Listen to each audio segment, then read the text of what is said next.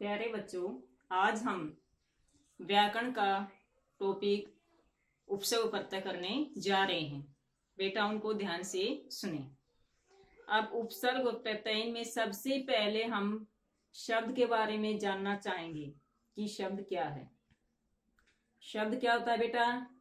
दो या दो से अधिक वर्णों के सार्थक समूह को क्या कहेंगे? शब्द कहेंगे। दो या दो से अधिक वर्णों के सार्थक समूह को शब्द कहेंगे। फिर आता शब्दांश, यानी कि शब्द का एक अंश। शब्द का एक अंश क्या होता है?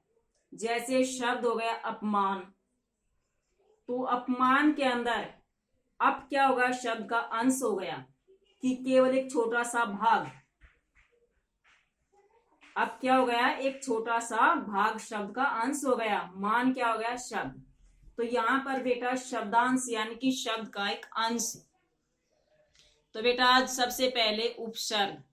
उपसर्ग किसे कहते हैं? उपसर्ग शब्द का होगा शब्दांश। शब्दांश यानी कि शब्द का एक अंश।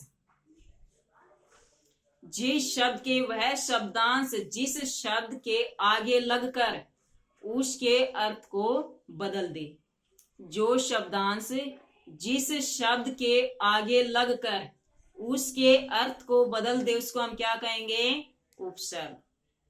कि शब्दांश शब्द का एक अंश है। जैसे उपदेश, उप और देश।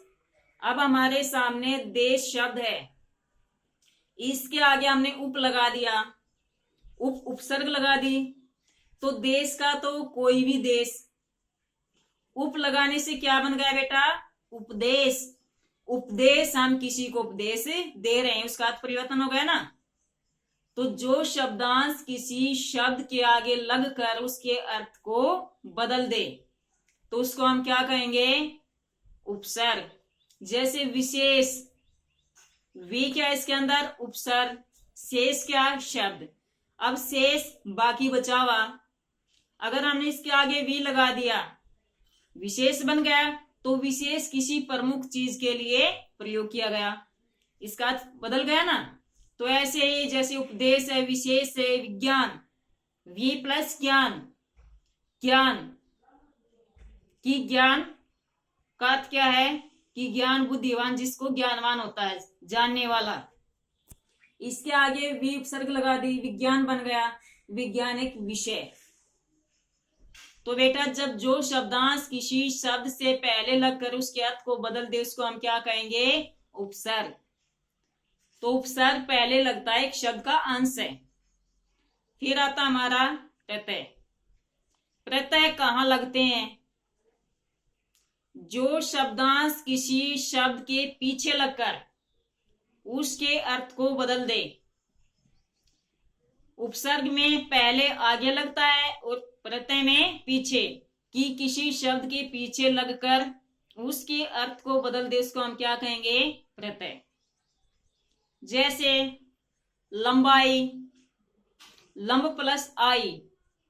लंब की लंब होता है ना, हम लंब खींचते हैं, जैसे हम गणित करते हैं जब लंब खींचते हैं ना, लंब। उसके आगे आई, आई क्या? प्रत्यय। तो क्या हो गई? लंबाई। तो लंबाई किसी लंबाई के बारे में बताया गया है। समझ में आया बेटा? ऊंचाई ऐसे ऊंच प्लस आई, ऊंच, ऊंचा। ऊंचाई से किसी वस्तु की ऊंचाई के बारे में बात हो जाएगी। तो यहां पर क्या है? प्रत्यय जो बाद में लगकर उसके अर्थ को बदल दे। अब प्रत्यय के दो भेद होते हैं, कृत प्रत्यय और तदित। ये बेटा ध्यान से सुनना है, कृत प्रत्यय और तदित में क्या अंतर है? कृत प्रत्यय जो धातु के बाद लगकर, किसके बाद लगेंगे? धातु के बाद। धातु के बाद लगकर संज्ञा सर्वनाम विशेषण शब्द बनाते हैं।